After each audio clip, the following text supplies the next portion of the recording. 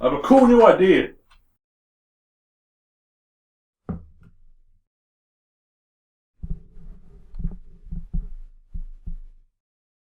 What do you mean people already do this, Cheeky bot? I'm sorry. Whatever, it's already set up. Let's just do it. You ever have one of those games that sounds perfectly innocent and fun, but turns out to be an emotional punch in the gut? This is one of those stories. So our Dungeon Master came to us with an idea that started as Harry Potter but in D&D, the key rules being that we all had to play young teenagers attending a magic school. We all had to be casters of some sort, being it a full caster like a wizard, a half caster like a warlock, or even a quarter caster like an Eldritch Knight or something. As long as we could cast spells, anything went. With that in mind, this is a 5th edition game, ran with quite a few homebrew rules. The game consisted of the Dungeon Master Michael, who we all have to thank for the beautiful job he did, and 7 players, nearly double the usual amount. 1 player left, sadly, due to life and scheduling issues. My character for this adventure was Julian, a half-human bard with a pet Alhans. And yes, you heard right, half-human. I allowed the Dungeon Master to choose what other half my character was. We agreed that I would just use the half-elf statistics for simplicity's sake. The whole adventure started in the Gold Ward, which was essentially our campaign's shopping district. This is where we went any time we would need to buy anything, and since this was the first session, it was shopping day. We all went through the classic wizard shopping list: wands, pets, cauldrons, alchemical tinctures. At the same time, Gale, the channeler and air genasi, went to Boom Brooms, the broom shop. And before the shopkeeper could even say anything, Gale declared, "You look like a bob." And from that day, young Thomas Rhombus was simply known as Bob. Outside the shop, a group of us had made our way to Snip Trims, a clothes shop that had creepy mannequins that were presenting the clothes for the shop. At some point, Elysia, a mechanist werewolf shifter, got full of anxiety and angrily tried to leave the place, and, accompanied by a natural 20, busted the door right off the hinges and escaped into the streets. The door was now laying in the middle of the plaza, between Gale and Yerdle, our turtle druid. Acting quickly, knowing the other wanted the door for themselves, Yerdle called dibs on it. In D&D games, players can become very attached to things like a certain place or a strange NPC the DM has created on the spot.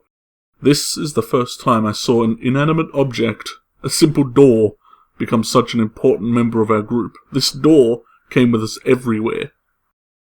So, we boarded a magical train to the magical school. I can't speak for the others, but I was expecting a super old castle. As we got there, everything was super modern, and a cool mixture between a college and a summer camp. And here is where we met our senior buddy, Elliot. Anytime we saw this dude, he was always sucking on a lollipop. It was just totally his uncensored thing to do.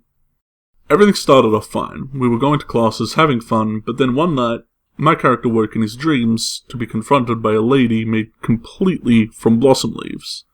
And she warned me that someone was coming to get me, and I needed to be careful. My character was already a nervous wreck, and this certainly didn't help. And my main goal quickly became figuring out what that meant. To go about this, we went to Yerdle and Dante, our warlock human. Us 3 became somewhat of a tiny gang. We trusted each other with all our deals and everything. Dante, being a warlock, confided in his patron, who said there was a certain book we could get our hands on that would tell us all about this stuff. At the same time, Gale, noticing we were up to no good, wanted to join in our little gang. We took a moment to come up with a hazing ritual that would allow him to officially become a part of us. After many jokes, we came to the only logical trial, for Gale to eat a really big lollipop and then fight Yerdle as a tiger in a ring of fire. We went to the school's library, figuring the book we needed would be in the forbidden section. Overhearing us was another student, Miriam, who offered to help us get into this section if we also helped her look for a book. We agreed that it was better to accept this and avoid being told on. So we buzzed into this forbidden area, fired off some animated carpets and armor before we found a room with a chest in it, surrounded by these carpets. We fought them off and snatched the book up and skedaddled out of there. Meanwhile, the other members of this party were practicing very dangerous magic in their own time and removing their own arm in the woods and replacing it with a mechanized one. Weak flesh has made way for bionic enhancement.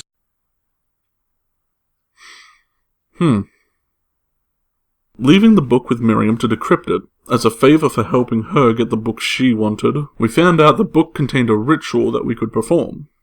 It was at the point of learning this that the voice in Dante's head, his patron, started to really flare up, telling him that we really needed to do this ritual and basically screaming in his head. Having nothing else to go off, we hijacked the other players out of whatever they were doing and performed the ritual in one of the classrooms. And as far as we knew, everything was fine. The voices stopped and a calm kind of went over the room. We put everything back where it was. We went back to our dorm rooms and none of us were really pestered by our strange guides.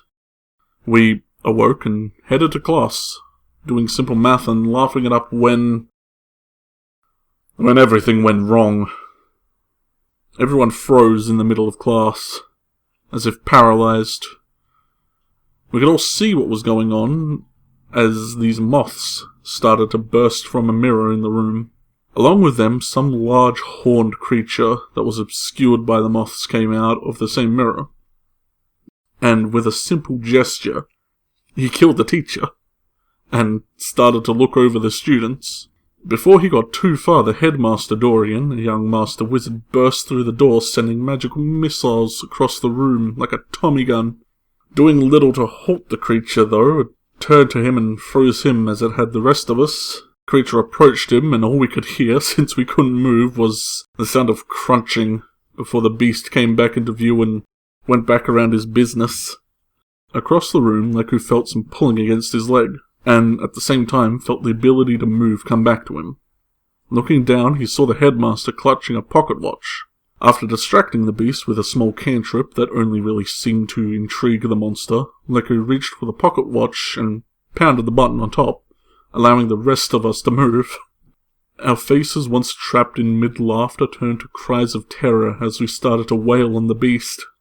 During the fight, the beast seemed to recognize my character, and while being pummeled by a bunch of 15-year-old kids that he had to swat off, made his way back to the mirror with me grappled. As a last-ditched effort, I thunderwaved the beast and knocked him back from me.